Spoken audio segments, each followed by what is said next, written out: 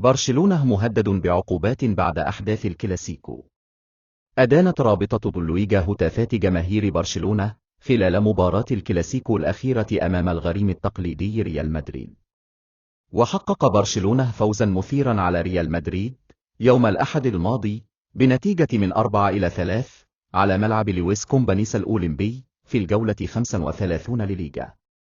وبحسب صحيفة ماركا الإسبانية، فقد قدمت رابطة الليغا شكوى رسمية للاتحاد الإسباني لإدانة برشلونة في ظل جهودها لمحاربة الهتافات العدائية.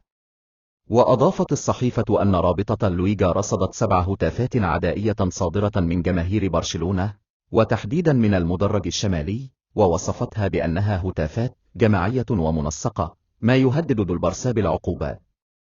وأشارت الصحيفة إلى أن هناك 7 هتافات عدائية خرجت من جماهير برشلونة تجاه جماهير ريال مدريد، كانت أغلبها ألفاظ خارجة ضد مدريد، بجانب هتاف ضد راؤول أسينسيو مدافع الميرينجي.